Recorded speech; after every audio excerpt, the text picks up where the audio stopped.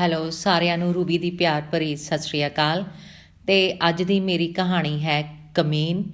ਇਸ ਦੇ ਲੇਖਿਕਾ ਹਨ ਅੰਮ੍ਰਿਤਾ ਪ੍ਰੀਤਮ।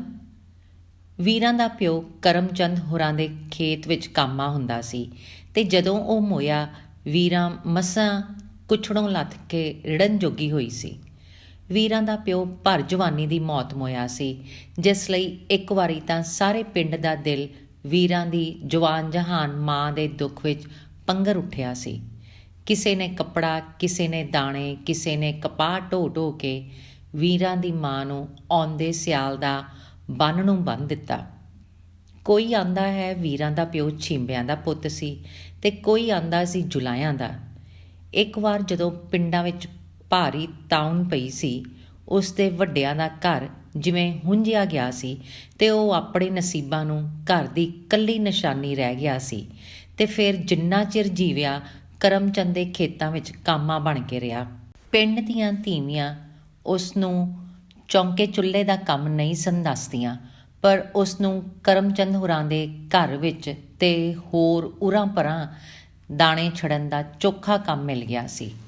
ਕਰਮਚੰਦ ਦੀ ਧੀਵੀਂ ਵੀਰਾਂ ਦੀ ਮਾਂ ਕੋਲੋਂ ਕੱਪੜਾ ਲੱਤਾ ਧੁਆ ਲੈਂਦੀ, ਚਰਖਾ ਕਤਵਾ ਲੈਂਦੀ ਅਤੇ ਹੋਰ ਉਸ ਨੂੰ ਕਿੰਨੇ ਨਿੱਕੇ ਮੋਟੇ ਕੰਮ ਦੱਸ ਦਿੰਦੀ।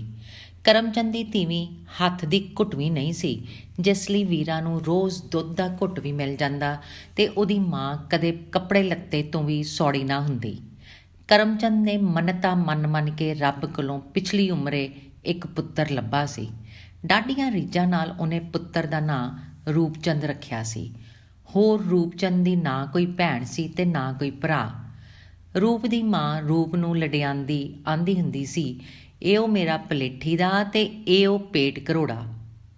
ਵੀਰਾਂ ਰੂਪਚੰਦ ਤੋਂ ਕੋਈ 7-8 ਵਰ੍ਹੇ ਛੋਟੀ ਸੀ।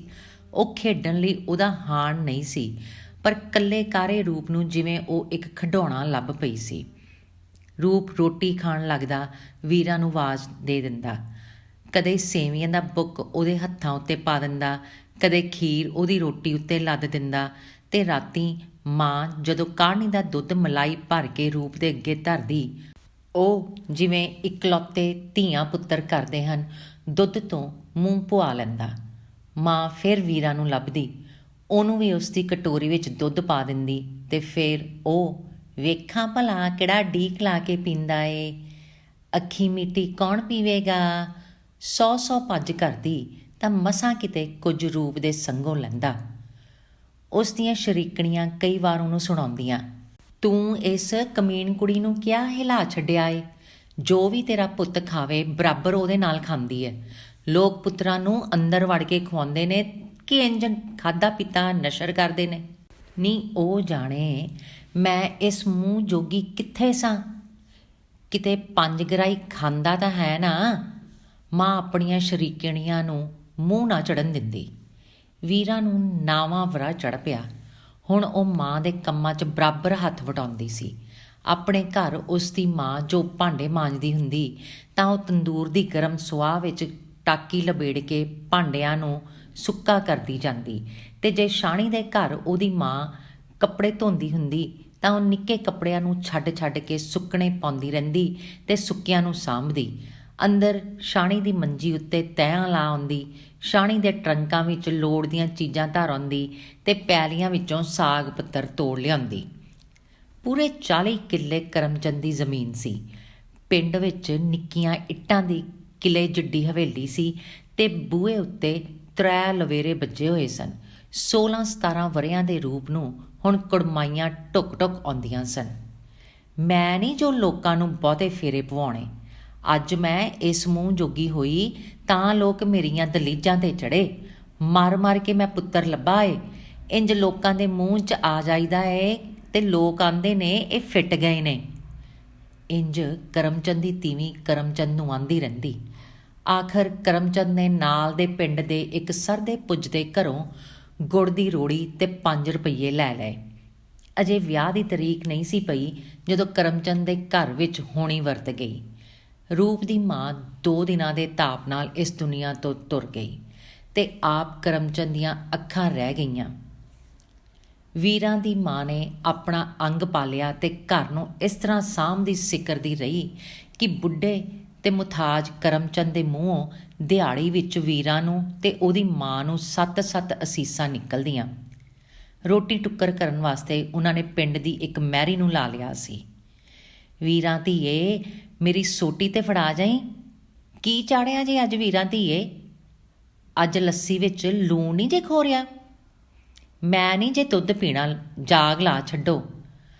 ਭਾਵੇਂ ਇਹ ਕੰਮ ਉਸ ਮਹਿਰੀ ਤੀਵੀਂ ਨੇ ਕਰਨੇ ਹੁੰਦੇ, ਪਰ ਪਲੇ ਪਲੇ ਕਰਮਚੰਦ ਵੀਰਾਂ ਨੂੰ ਹੀ ਆਵਾਜ਼ਾਂ ਦਿੰਦਾ। ਉਹ ਕਰਮਚੰਦ ਦਾ ਹੱਥ ਫੜ ਕੇ ਉਹਨੂੰ ਪਸਾਰ 'ਚ ਲੈ ਆਉਂਦੀ ਤੇ ਜੇ ਉੱਥੇ ਪਾਲਾ ਹੁੰਦਾ ਉਹਦੀ ਮੰਜੀ ਅੰਦਰ ਕਰ ਦਿੰਦੀ। ਇੰਜ ਵੀਰਾਂ ਦੀ ਤੇ ਉਹਦੀ ਮਾਂ ਦੀ ਦਿਹਾੜੀ ਬੀਤ ਜਾਂਦੀ। ਸਾਰੇ ਲੋਕ ਆਉਂਦੇ ਸਨ ਤੇ ਕਰਮਚੰਦ ਆਪ ਵੀ ਆਂਦਾ ਸੀ। ਹੁਣ ਜਿਵੇਂ ਕਿਵੇਂ ਰੂਪ ਦਾ ਵਿਆਹ ਕਰ ਛੱਡੀਏ।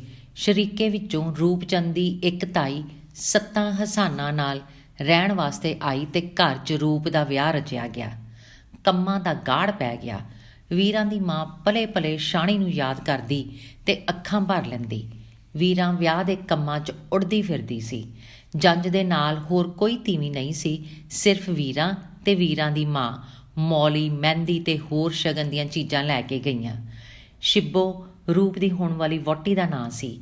ਵੀਰਾਂ ਨੇ ਸਹੇਲੀਆਂ ਦੇ ਵਾਕਰ ਸ਼ਿੱਬੋ ਨੂੰ ਮਹਿੰਦੀ ਲਾਈ ਤੇ ਜਦੋਂ ਸ਼ਿੱਬੋ ਦੀਆਂ ਪੇਕੀਆਂ ਸ਼ਿੱਬੋ ਨੂੰ ਵਟਣਾ ਮਲ-ਮਲ ਨਹਾਉਂਦੀਆਂ ਰਹੀਆਂ, ਵੀਰਾਂ ਬਰਾਬਰ ਉਹਨਾਂ ਦੇ ਨਾਲ ਗਾਉਂਦੀ ਰਹੀ ਤੇ ਫਿਰ ਵੀਰਾਂ ਨੇ ਉਹਦੇ ਵਾਲਾਂ 'ਚ ਸੂਹਾ ਲਾਲ ਪਰਾਂਦਾ ਗੁੰਦਿਆ। ਸ਼ਿੱਬੋ ਦਾ ਬੁੱਕ ਭਾਰਾ ਸੀ, ਜਿਸ ਲਈ ਉਹਦਾ ਮਾਮਾ ਸਰੋਂ ਦਾ ਤੇਲ ਲਾ ਲਾ ਕੇ ਉਹਨੂੰ ਚੂੜਾ ਚਾੜਦਾ ਰਿਹਾ। ਕਿੱਡੀਆਂ ਹੀ ਚੀਸਾਂ ਸ਼ਿੱਬੋ ਨਾ ਸਹੀ ਨਾ ਹੋਣ ਦਿੱਤੀਆਂ, ਪਰ ਹੁਣ ਸੱਜੇ ਹੱਥ ਦੀਆਂ ਅਗਲੀਆਂ ਚੂੜੀਆਂ ਚਾੜਨ ਲਈ ਜਿਉਂ-ਜਿਉਂ ਉਹਦਾ ਮਾਮਾ ਜ਼ੋਰ ਲਾਉਂਦਾ, ਸ਼ਿੱਬੋ ਦੇ ਹੱਥ ਉੱਤੇ ਲਾਸ ਡੂੰਘੀ ਹੁੰਦੀ ਜਾਂਦੀ ਤੇ ਮਾਸ ਉੱਭਰਦਾ ਆਉਂਦਾ। ਸ਼ਿੱਬੋ ਦੀ ਖੱਬੀ ਬਾਂਹ ਨੂੰ ਚੂੜਾ ਚੜ੍ਹ ਚੁੱਕਾ ਸੀ ਤੇ ਵੀਰਾਂ ਉਸ ਦੇ ਪਾਸੇ ਨਾਲ ਅੱਟੀ ਹੋਈ ਉਹਦੀ ਚੂੜੇ ਵਾਲੀ ਬਾਂਹ ਆਪਣੇ ਹੱਥਾਂ 'ਚ ਲੈ ਕੇ ਸ਼ਿੱਬੋ ਦੇ ਵੱਲ ਇੰਜ ਤੱਕਦੀ ਪਈ ਸੀ ਜਿਵੇਂ ਉਸ ਦੇ ਕੋਲੋਂ ਸ਼ਿੱਬੋ ਦੀ ਝਾਲ ਨਾ ਝੱਲੀ ਜਾਂਦੀ ਹੋਵੇ। ਸ਼ਿੱਬੋ ਦਾ ਮਾਮਾ ਥੱਕ ਲੱਥਾ ਸੀ, ਪਰ ਸੱਜੇ ਹੱਥ ਦੀਆਂ ਅਗਲੀਆਂ 2 ਚੂੜੀਆਂ ਅਜੇ ਵੀ ਸ਼ਿੱਬੋ ਦੇ ਬੁੱਕ ਤੋਂ ਲੰਘੀਆਂ ਨਹੀਂ ਸਨ ਤੇ ਸ਼ਿੱਬੋ ਦੀਆਂ ਅੱਖਾਂ 'ਚ ਗਲੇਡੂ ਭਰ ਆਏ ਸਨ। ਆਖਰ ਚੂੜੀਆਂ ਨੇ ਮਾਸ ਦੇ ਉੱਭਰੇ ਵੱਟਾਂ ਨੂੰ ਪੀਚਿਆ ਤੇ ਬਾਂਹ ਵੱਲ ਨੂੰ ਤਿਲਕੀਆਂ। ਉਈ! ਸ਼ਿੱਬੋ ਕੋਲੋਂ ਪੀੜ ਨਾ ਜਰੀ ਗਈ, ਪਰ ਜਿਉਂ ਹੀ ਵੀਰੋ ਨੇ 2 ਹੱਥਾਂ 'ਚ ਲੈ ਕੇ ਸ਼ਿੱਬੋ ਦੀ ਬਾਂਹ ਨੂੰ ਛਣਕਾਇਆ, ਸ਼ਿੱਬੋ ਨੂੰ ਮੱਲੋ ਮੱਲੀ ਹਾਸਾ ਆ ਗਿਆ। ਸ਼ਿੱਬੋ ਦੀਆਂ ਬਾਹਾਂ ਨਾਲ ਗਰੀਆਂ ਤੇ ਕੌਡੀਆਂ ਨਾਲ ਪਰੁੱਚੇ ਹੋਏ ਕਲੀਰੇ ਵੱਜ ਗਏ। ਵੀਰਾਂ ਨੇ ਚਿੱਟੀਆਂ ਤੇ ਗੁਟਕਣੀਆਂ ਕੌਡੀਆਂ ਨੂੰ ਮੁੜ ਛਣਕਾ ਕੇ ਤੱਕਿਆ। ਆ ਲੈ ਖੋਪਾ, ਤੇਰੇ ਸਿਰ ਤੇ ਮਾਰਨੀ ਆ, ਤੇਰਾ ਵਿਆਹ ਬਸ ਝੱਟ ਹੀ ਹੋ ਜਾਵੇਗਾ ਤੇ ਫਿਰ ਤੂੰ ਇਹੋ ਜਿਹਾ ਚੂੜਾ ਪਾਵੇਂਗੀ, ਇਹੋ ਜਿਹੇ ਕਲੀਰੇ ਬੰਨੇਂਗੀ। ਸ਼ਿੱਬੋ ਨੇ ਹੱਸ-ਹੱਸ ਕੇ ਜਿੱਥੇ ਆਪਣੀਆਂ ਹੋਰ ਕੁਆਰੀਆਂ ਸਹੇਲੀਆਂ ਦੇ ਸਿਰ ਤੇ ਵਾਰੋ-ਵਾਰ ਕਲੀਰੇ ਦਾ ਖੋਪਾ ਮਾਰਿਆ, ਉੱਥੇ ਵੀਰਾਂ ਦੇ ਸਿਰ ਉੱਤੇ 2 ਵਾਰ ਖੋਪਾ ਧਰਿਆ। ਵੀਰਾਂ ਰੱਜ ਕੇ ਖੁਸ਼ ਸੀ। ਜਦੋਂ ਸ਼ਿੱਬੋ ਨੇ ਮੱਥੇ ਉੱਤੇ ਦੌਣੀ ਬੱਝੀ, ਵੀਰਾਂ ਦੀਆਂ ਅੱਡੀਆਂ ਭੋਏ ਤੇ ਨਹੀਂ ਸਨ ਲੱਗਦੀਆਂ। ਉਹ ਪੱਬਾਂ ਦੇ ਭਾਰ ਹੋ ਕੇ ਸ਼ਿੱਬੋ ਦੇ ਮੱਥੇ ਵੱਲ ਵੇਂਦੀ ਰਹੀ। ਆਖਰ ਡੋਲੀ ਤੁਰਨ ਦਾ ਵੇਲਾ ਹੋ ਪਿਆ। ਵੀਰਾਂ ਨੂੰ ਖਾਣ ਦੀ ਸੁੱਧ ਸੀ ਨਾ ਪੀਣ ਦੀ। ਉਹਨੂੰ ਜਿਵੇਂ ਅੱਜ ਕੁਝ ਲੱਭ ਪਿਆ ਸੀ। ਪੇਕੀਆਂ ਤੀਵੀਆਂ ਮੁੜ-ਮੁੜ ਸ਼ਿੱਬੋ ਦੇ ਗਲ ਮਿਲਦੀਆਂ।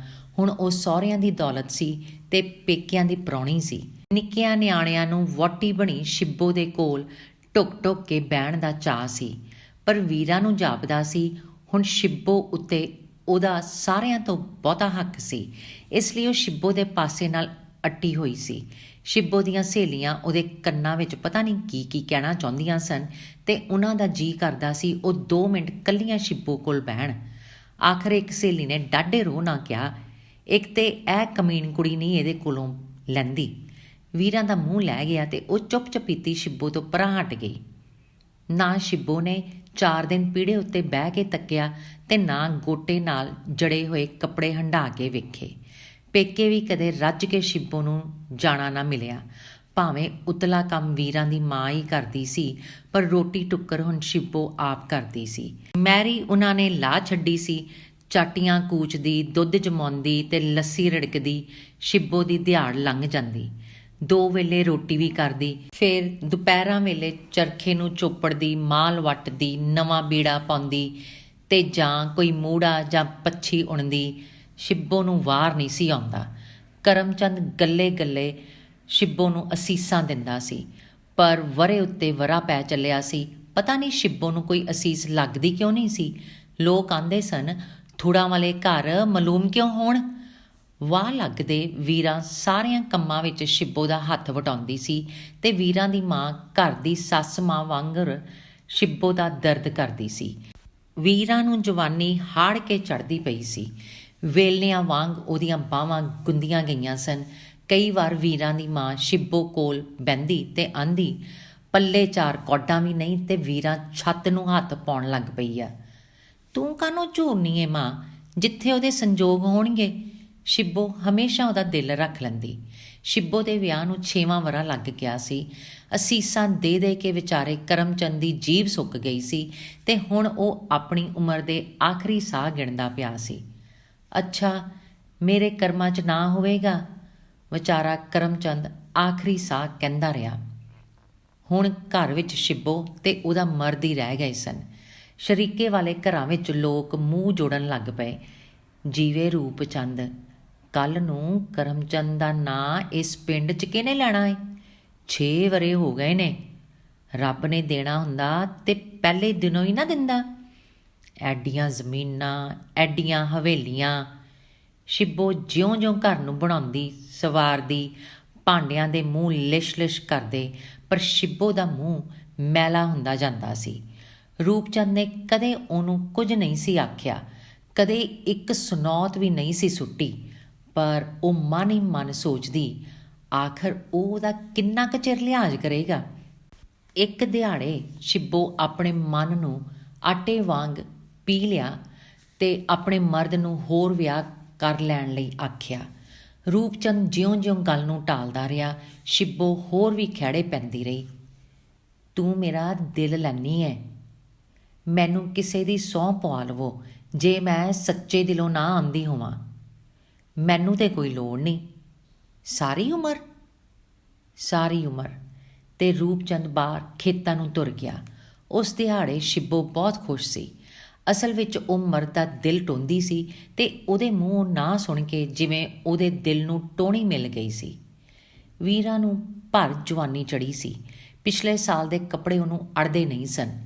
ਵੀਰਾਂ ਦਾ ਰੰਗ ਕਣਕ ਭਿੰਨਾ ਸੀ, ਪਰ ਇਹ ਸੱਚ ਕਿ ਵੇਖਣ ਵਾਲੇ ਦੀ ਉਹਦੇ ਮੂੰਹ ਉੱਤੋਂ ਅੱਖ ਤਿਲਕ ਪੈਂਦੀ ਸੀ। ਵੀਰਾਂ ਦੀ ਮਾਂ ਸ਼ਿੱਬੋ ਨੂੰ ਮੁੜ-ਮੁੜ ਚੇਤੇ ਕਰਾਂਦੀ, ਜਿਹਦੇ ਬੂਹੇ ਐਡੀ ਜਵਾਨ ਧੀ ਹੋਵੇ, ਉਹਨੂੰ ਰਾਤੀ ਨੀਂਦਰ ਪੈਂਦੀ ਏ ਧੀਏ, ਤੂੰ ਇਹਦੇ ਸਿਰ ਉੱਤੇ ਹੱਥ ਰੱਖ। ਇੱਕ ਰਾਤ ਸ਼ਿੱਬੋ ਨੇ ਰੂਪਚੰਦ ਅੱਗੇ ਵੀਰਾਂ ਦੇ ਵਿਆਹ ਦੀ ਗੱਲ ਛੇੜੀ ਤੇ ਆਪਣੀ ਵੱਲੋਂ 2-3 ਮੁੰਡਿਆਂ ਦੀ ਦੱਸ ਪਾਈ। ਫਿਰ ਵੀਰਾਂ ਨੂੰ ਦੇਣ ਲੈਣ ਵੱਲੋਂ ਕਈ ਗੱਲਾਂ ਕਰਦੀ ਰਹੀ। ਰਾਤ ਕਿੱਡੀ ਹੋ ਚੱਲੀ ਸੀ, ਪਰ ਰੂਪਚੰਦ ਨਾ ਹੁੰਗਾਰਾ ਭਰਦਾ ਸੀ ਤਾਂ ਨਾ ਅਜੇ ਤੱਕ ਸੁੱਤਾ ਸੀ। ਸ਼ਿੱਬੋ, ਰੂਪਚੰਦ ਨੇ ਤਰਬਕ ਕੇ ਆਖਿਆ, ਦੱਸੋ ਇੱਕ ਵਾਰ ਤੂੰ। ਤੇ ਰੂਪਚੰਦ ਚੁੱਪ ਕਰ ਰਿਹਾ। ਕੀ ਇੱਕ ਵਾਰ ਮੈਂ? ਸ਼ਿੱਬੋ ਪੁੱਛਦੀ ਰਹਿ ਗਈ, ਪਰ ਰੂਪਚੰਦ ਕਿੰਨਾ ਚਿਰ ਕੁਝ ਨਾ ਬੋਲਿਆ। ਅੱਜ ਕੱਲ੍ਹ ਜਾਤਾਂ ਕੌਣ ਵੇਂਦਾ ਏ ਸ਼ਿੱਬੋ? ਜੇ ਵੀਰਾਂ। ਰੂਪਚੰਦ ਤੋਂ ਮਸਾਂ ਇੰਨਾ ਹੀ ਕਹਿਣ ਹੋਇਆ। ਸ਼ਿੱਬੋ ਨੂੰ ਸਮਝ ਕੁਝ ਨਾ ਪਈ। ਵੀਰਾਂ ਸਾਰੀ ਉਮਰ ਤੇਰੀ ਟਹਿਲ ਕਰੇਗੀ। ਫਿਰ ਜਿਵੇਂ ਅੱਬੜਵਾਏ ਰੂਪਚੰਦ ਨੇ ਆਖਿਆ। ਹੁਣ ਸ਼ਿੱਬੋ ਨੂੰ ਸਮਝ ਪੈ ਗਈ ਤੇ ਉਹ ਆਪਣੇ ਮਰਦ ਦੇ ਮੂੰਹ ਵੱਲ ਤੱਕਦੀ ਦੀ ਤੱਕਦੀ ਰਹਿ ਗਈ। ਵੀਰਾਂ? ਸ਼ਿੱਬੋ ਕੋਲੋਂ ਫਿਰ ਇੰਨਾ ਹੀ ਆਖ ਹੋਇਆ ਤੇ ਫਿਰ ਆਪਣੇ ਚੂੜੇ ਨਾਲ ਖੇਡਦੀ ਉਹਨੂੰ ਬਾਲੜੀ ਜੀ ਵੀਰਾਂ ਚੇਤੇ ਆ ਗਈ। ਤੇ ਫਿਰ ਸ਼ਿੱਬੋ ਨੂੰ ਚੇਤੇ ਆਇਆ ਕਿ ਉਹਨੇ ਵੀਰਾਂ ਨੂੰ 2 ਵਾਰ ਖੋਪਾ ਮਾਰ ਕੇ ਆਖਿਆ ਸੀ, ਆ ਲੈ ਤੇਰਾ ਵਿਆਹ ਝੱਟ ਹੀ ਆ ਜਾਏਗਾ। ਫਿਰ ਸ਼ਿੱਬੋ ਦੇ ਜੀ ਵਿੱਚ ਇੱਕ ਵਲੇਟ ਪਿਆ। ਵੀਰਾਂ, ਤੂੰ ਉਦੋਂ ਹੀ ਕਿਉਂ ਨਾ ਚੂੜਾ ਚਾੜ ਲਿਆ? ਤੂੰ ਉਦੋਂ ਹੀ ਕਿਉਂ ਨਾ ਇਹ ਮਹਿੰਦੀ ਲਾ ਲਈ? ਤੂੰ ਉਦੋਂ ਹੀ ਕਿਉਂ ਇਹ ਕਲੀਰੇ ਨਾ ਬੰਨ੍ਹ ਲਏ? ਪਤਾ ਨਹੀਂ ਕਿੱਥੋਂ ਦੇ ਪੱਥਰ ਸ਼ਿੱਬੋ ਨੇ ਆਪਣੇ ਜੀ ਉੱਤੇ ਧਰ ਲਏ। ਉਂਝ ਵੀ ਉਹ ਸੋਚਦੀ ਸੀ, ਜੇ ਮਰਦ ਆਪਣੀ ਆਈ 'ਤੇ ਆ ਜਾਏ ਤਾਂ ਉਹ ਭਲਾ ਉਹਦਾ ਕੀ ਕਰ ਸਕਦੀ ਏ? ਵੀਰਾਂ ਨਹੀਂ ਤੇ ਕੋਈ ਹੋਰ ਉਹਦੀ ਥਾਵੇਂ ਆ ਜਾਏਗੀ। ਨਾਲ ਦੇ ਪਿੰਡਾਂ ਵਿੱਚੋਂ ਕਿਹੜਾ ਸੀ ਜੋ ਆਪਣੀ ਧੀ ਨਹੀਂ ਸੀ ਦੇਣਾ ਚਾਹੁੰਦਾ?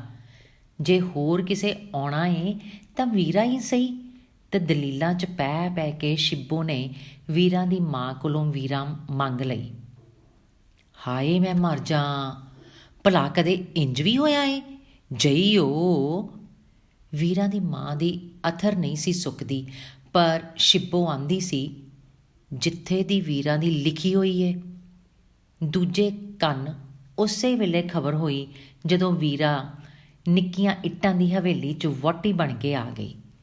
ਰੂਪਚੰਦ ਦੇ ਮੂੰਹ ਉੱਤੇ ਹੋਰ ਤੇ ਕਿਸੇ ਕੁਝ ਨਾ ਆਖਿਆ, ਸਿਰਫ ਪਿੰਡ ਦੇ 2-4 ਵੱਡਿਆਂ ਨੇ ਇੱਕ ਉਲਾਂਭੇ ਨਾਲ ਕਿਹਾ, ਰੂਪਚੰਦਾ, ਭਲਾ ਤੂੰ ਉਂਗਲੀ ਕਰਦੋਂ ਤਾਂ ਕਿਸੇ ਨੇ ਤੈਨੂੰ ਉੱਚੇ ਘਰ ਦੀ ਧੀ ਨਹੀਂ ਸੀ ਦੇਣੀ? ਤੂੰ ਕਮੀਨਾ ਦੀ ਧੀ ਵਿਆਹ ਲਈ। ਕੋਈ ਨਹੀਂ ਚਾਚਾ, ਅੱਜ ਕੱਲ੍ਹ ਜਾਤਾਂ ਕੌਣ ਵਹਿੰਦਾ ਏ? ਰੂਪਚੰਦ ਨੇ ਸਾਰਿਆਂ ਨੂੰ ਇੰਜ ਹੱਸ ਕੇ ਟਾਲ ਛੱਡਿਆ। ਕਈਆਂ ਨੇ ਉਬਾਸਰ ਕੇ ਤਾਂ ਕੁਝ ਨਾ ਕਿਹਾ, ਪਰ ਆਲੇ ਟੋਲੇ ਕਰਕੇ ਰੂਪਚੰਦ ਦੇ ਘਰ ਦਾ ਲੱਸੀ ਪਾਣੀ ਛੱਡ ਦਿੱਤਾ। ਜਿਉਂ-ਜਿਉਂ ਸ਼ਿੱਬੋ ਦਾ ਮਨ ਕੰਮਾਂ ਵਿੱਚੋਂ ਮੁੱਕਦਾ ਜਾਂਦਾ ਸੀ, ਤਿਉਂ-ਤਿਉਂ ਵੀਰਾਂ ਪੈਸੇ ਧੇਲੇ ਤੇ ਗਹਿਣੇ ਗੱਟੇ ਦਾ ਸਾਂਭ ਸਿੱਕਰ ਜ਼ੋਰੀ ਸ਼ਿੱਬੋ ਉੱਤੇ ਪਾਉਂਦੀ ਰਹਿੰਦੀ ਸੀ। ਉਂਝ ਉਹਨੇ ਸ਼ਿੱਬੋ ਕੋਲੋਂ ਸਾਰਾ ਖੇਚਲ ਵਾਲਾ ਕੰਮ ਆਪਣੇ ਜ਼ਿੰਮੇ ਲੈ ਲਿਆ ਸੀ।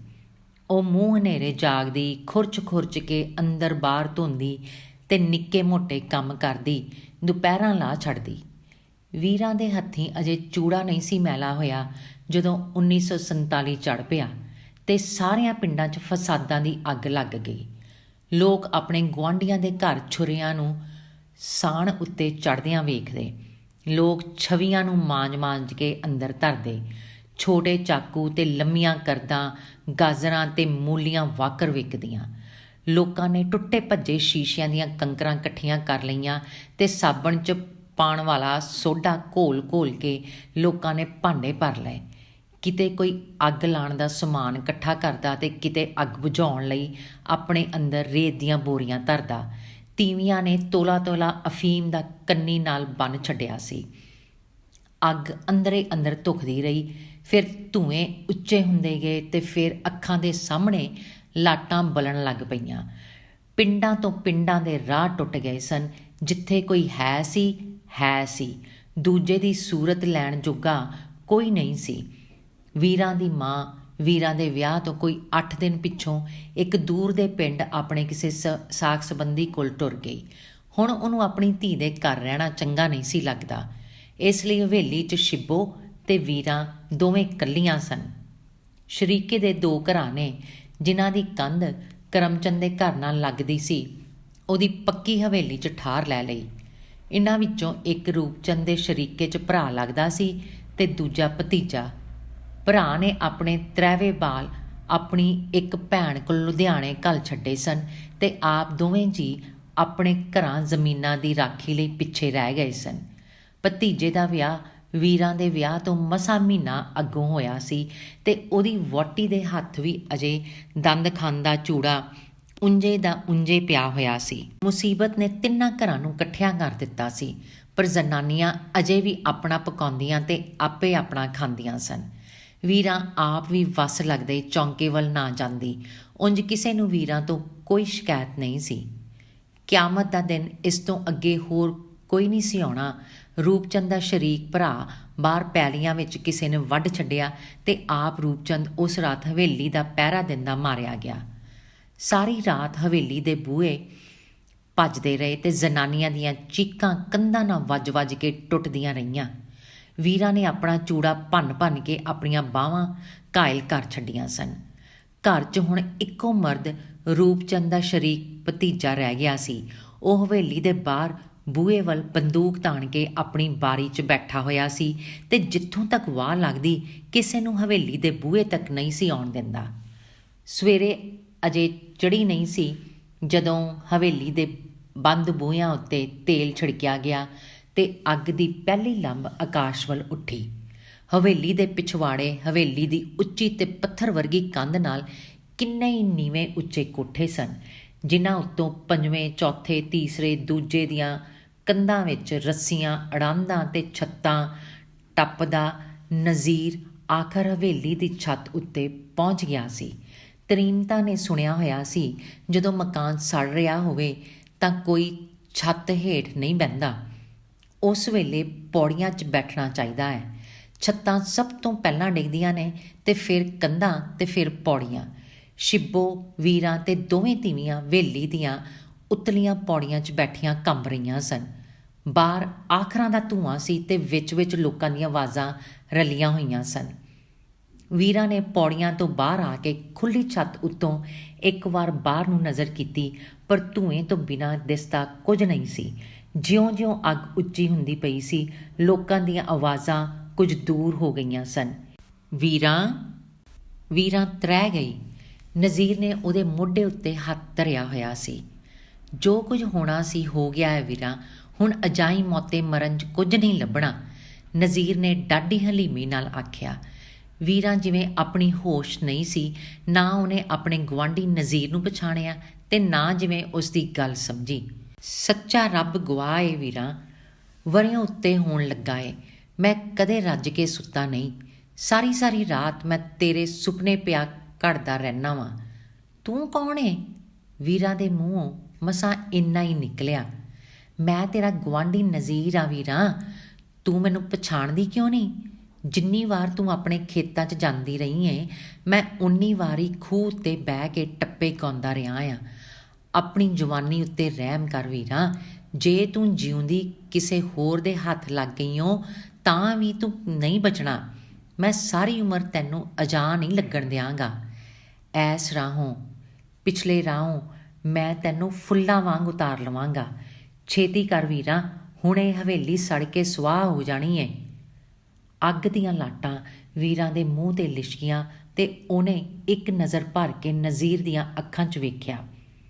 ਇੱਕ ਮੇਰੀ ਗੱਲ ਮੰਨੇਗਾ? ਮੈਂ ਤੇਰੀਆਂ ਸਭੋਂ ਮੰਨਾਂਗਾ ਵੀਰਾਂ, ਸਾਰੀ ਉਮਰ ਮੰਨਾਂਗਾ। ਦੱਸ ਵੀਰਾਂ, ਤੂੰ ਸ਼ਿੱਬੋ ਨੂੰ ਤੇ ਦੋਵਾਂ ਤਰੀਮਤਾਂ ਨੂੰ ਇੱਥੋਂ ਅਮਨ ਅਮਾਨ ਕੱਢ ਦੇ, ਕਿਸੇ ਨੂੰ ਉਹਨਾਂ ਦੀ ਸੂਹ ਨਾ ਪਵੇ। ਇਹ ਮੈਂ ਕਿੰਜ ਕਰਾਂਗਾ ਵੀਰਾਂ? ਲੋਕ ਤੇ ਅੱਗੇ ਹੀ ਚਾਹੁੰਦੇ ਸਨ ਜੋ ਕਿਤੇ ਉਹ ਜਿਉਂਦੀਆਂ ਲੱਭ ਪੈਣ, ਉਹਨਾਂ ਨੂੰ ਤੇ ਹੋਰ ਕੋਈ ਰਾਹ ਨਹੀਂ ਲੱਭਾ ਤਾਂ ਉਹਨਾਂ ਨੇ ਅੱਗ ਲਾਈ ਆ। ਇਹ ਮੈਨੂੰ ਪਤਾ ਨਹੀਂ, ਪਰ ਜੇ ਤੂੰ ਇੰਜ ਕਰ ਦੇਂ, ਮੈਂ ਸਾਰੀ ਉਮਰ ਤੇਰੀ ਹੱਥ ਬੱਧੀ ਗੁਲਾਮ ਹੋ ਜਾਵਾਂਗੀ। ਨਹੀਂ ਤੇ ਮੈਂ ਇਸ ਅੱਗ ਵਿੱਚੋਂ ਬਾਹਰ ਨਹੀਂ ਆਉਣਾ। ਚੰਗਾ, ਮੈਂ ਆਪਣੀ ਵਾਹ ਲਾ ਦਿੰਦਾ ਵਾਂ। ਸੱਚ ਆਨਾ ਏ? ਰੱਬ ਗਵਾਹ ਏ, ਮੈਨੂੰ ਇਤਬਾਰ ਏ, ਨਹੀਂ ਤੇ ਫਿਰ ਕਿਨੇ ਮਰਨੋਂ ਡੱਕ ਲੈਣਾ ਏ। ਅੱਗ ਦੀਆਂ ਲਾਟਾਂ ਹੁਣ ਸੂਈਆਂ ਘੁੱਟ ਹੋ ਗਈਆਂ ਸਨ ਤੇ ਲੋਕਾਂ ਦੀਆਂ ਆਵਾਜ਼ਾਂ ਹੋਰ ਦੂਰ ਚਲੀਆਂ ਗਈਆਂ ਸਨ। ਇੱਕ ਤਰੀਮਤ ਨੂੰ ਨਜ਼ੀਰ ਨੇ ਬਾਹਾਂ ਵਿੱਚ ਚੁੱਕ ਕੇ ਨਾਲ ਦੇ ਘਰ ਉਤਾਰਿਆ। ਵੀਰਾਂ ਨੇ ਧੂਏਂ ਨੂੰ ਚੀਰ ਕੇ ਹਵੇਲੀ ਦੀਆਂ ਪੌੜੀਆਂ ਉਤਰੀਆਂ ਤੇ ਹੇਠਲੀ ਛੱਤੋਂ ਖਾਲੀ ਬੰਦੂਕ ਫੜ ਰੂਪਚੰਦ ਦੇ ਭਤੀਜੇ ਦੀ ਬਾਂਹ ਫੜਨ ਦੀ। ਕੜੀ ਜਿਹਾ ਜਵਾਨ ਮੁੰਡਾ ਜਿਵੇਂ ਅੱਧਿਓਂ ਬਹੁਤਾ ਮਰ ਚੁੱਕਾ ਸੀ, ਬੇਸੁਰਤ ਦਾ ਬਸੁਰਤ ਵੀਰਾਂ ਦੇ ਪਿੱਛੇ ਤੁਰਦਾ, ਰੱਸੀਆਂ ਨੂੰ ਫੜਦਾ, ਕੰਧਾਂ ਨਾਲ ਲਮਕਦਾ ਉਹ ਨਾਲ ਦੇ ਘਰ ਉਤਰਿਆ ਤੇ ਫਿਰ ਉਸ ਤੋਂ ਨਾਲ ਦੇ ਹੋਰ ਨੀਵੇਂ ਨਜ਼ੀਰ ਦੇ ਘਰ ਲੱਥਾ। ਸ਼ੁਕਰ ਇਹ ਸੀ ਜੋ ਲੋਕ ਘਰਾਂ 'ਚ ਨਹੀਂ ਸਨ ਤੇ ਦੂਜੇ ਬੰਨੇ ਹਵੇਲੀ ਦੇ ਮੂੰਹ ਵੱਲ ਖਲੋਤੇ ਸੜਦੀ ਹਵੇਲੀ ਨੂੰ ਤੱਕ ਰਹੇ ਸਨ। ਅੱਗ ਦੇ ਲੰਬੇ ਅਸਮਾਨਾਂ ਨੂੰ ਛੂਹਣ ਲੱਗੇ ਹੋਏ ਸਨ, ਪਰ ਹੁਣ ਲੋਕ ਅੱਗ ਬੁਝਾ ਰਹੇ ਸਨ। ਨਹੀਂ ਤੇ ਨਾਲ ਦਾ, ਉਸ ਤੋਂ ਨਾਲ ਦਾ ਤੇ ਹੋਰ ਪਤਾ ਨਹੀਂ ਕਿੰਨੇ ਘਰ ਸੜ ਜਾਣੇ ਸਨ। ਨਾਲ ਦੇ ਖਾਲੀ ਘਰ ਦੀਆਂ ਬਾਰੀਆਂ ਕਾਲੀਆਂ ਚੁਆਤੀ ਹੋ ਗਈਆਂ ਸਨ। ਜਦੋਂ ਅੱਗ ਨੂੰ ਡੱਕਾ ਪਿਆ, ਲਾਂਬੇ ਹੇਠਾਂ ਲੈ ਗਏ, ਪਰ ਧੂੰਆਂ ਤੇ ਸੇਕ ਕਿਸੇ ਨੂੰ ਹਵੇਲੀ ਦੇ ਨੇੜੇ ਨਹੀਂ ਸੀ ਆਉਣ ਦਿੰਦਾ। ਪੂਰੇ 2 ਦਿਨ ਹਵੇਲੀ ਦਾ ਅੰਦਰ ਧੁਖਦਾ ਰਿਹਾ ਤੇ ਜਦੋਂ ਲੋਕਾਂ ਨੇ ਹਵੇਲੀ ਦੀ ਸਵਾਹ ਫਰੋਲੀ ਤਾਂ ਹੈਰਾਨ ਸਨ। ਨਾ ਕਿਸੇ ਮਨੁੱਖ ਦੀ ਹੱਡੀ ਲੱਭਦੀ ਸੀ ਤੇ ਨਾ ਪੰਘਰੇ ਹੋਏ ਸੋਨੇ ਦੀ ਝਲਕ ਪੈਂਦੀ ਸੀ। ਫਿਰ ਆਪੇ ਹੀ ਲੋਕ ਆਖਦੇ, ਅੱਗ ਵੀ ਤੇ ਆਖਰਾਂ ਦੀ ਸੀ, ਹੱਡੀਆਂ ਵੀ ਸੜ ਕੇ ਸੁਆਹ ਹੋ ਗਈਆਂ ਹੋਣਗੀਆਂ। ਸਾਰੇ ਪਿੰਡ ਵਿੱਚੋਂ ਮੁਰਦਿਆਂ ਨੂੰ ਬਾਹਰ ਢੋ ਦਿੱਤਾ ਗਿਆ ਤੇ ਲੋਕਾਂ ਨੇ ਲਹੂ ਦੀ ਆਖਰੀ ਬੂੰਦ ਵੀ ਢੋ ਕੇ ਪਿੰਡ ਨੂੰ ਮੁੜ ਨਰੋਇਆ ਕਰ ਲਿਆ। ਸਿਰਫ ਅਜੇ ਹਵੇਲੀ ਦੀ ਸੁਆਹ ਆਪਣੀ ਥਾਂ 'ਤੇ ਪਈ ਹੋਈ ਸੀ। ਰਾਤ ਅੱਧਿਓਂ ਬਹੁਤੀ ਲੰਘ ਗਈ ਸੀ। ਮਾੜੀ ਹਵਾ ਵਗਦੀ ਪਈ ਸੀ। ਹਵੇਲੀ ਦੀ ਸੁਆਹ ਇਸ ਤਰ੍ਹਾਂ ਹਿੱਲੀ ਜਿਵੇਂ ਇੱਕ ਵਾਰ ਉਹਦਾ ਦਿਲ ਹਿੱਲ ਗਿਆ ਹੋਵੇ। ਪਾਰ ਕਮਾਦ ਵਿੱਚੋਂ ਅੱਗੜ ਪਿੱਛੜ 3 ਘੋੜੀਆਂ ਲੰਘ ਰਹੀਆਂ ਸਨ, ਜਿਨ੍ਹਾਂ ਵਿੱਚੋਂ ਵਿਚਲੀ ਸ਼ਿੱਬੋ ਦੀ ਘੋੜੀ ਕੋਲ ਖਲੋ ਕੇ ਵੀਰਾਂ ਨੇ ਗਹਿਣਿਆਂ ਦੀ ਇੱਕ ਪੋਟਲੀ ਸ਼ਿੱਬੋ ਦੇ ਲੱਕ ਨਾਲ ਬੱਧੀ ਤੇ ਫੇਰ ਉੱਚੇ ਉੱਚੇ ਕਮਾਦ ਵਿੱਚ ਇੱਕ ਪਰਛਾਵਾਂ ਬਣ ਗਈ। ਉਹ ਪਿੰਡ ਦੇ ਲੋਕ ਸਿਰਫ ਇਹੋ ਜਾਣਦੇ ਸਨ ਕਿ ਰੂਪਚੰਦ ਨੇ ਜੋ ਕਮੀਣਾ ਦੀ ਧੀ ਨਾਲ ਨਵਾਂ ਵਿਆਹ ਕੀਤਾ ਸੀ, ਉਹ ਕੁੜੀ ਪਤਾ ਨਹੀਂ ਕਿਵੇਂ ਨਜ਼ੀਰ ਨੇ ਹਵੇਲੀ ਵਿੱਚੋਂ ਜਿਉਂਦੀ ਕੱਢ ਲਈ ਹੈ ਤੇ ਆਪਣੇ ਘਰ ਪਾ ਲਈ ਹੈ। ਧੰਨਵਾਦ।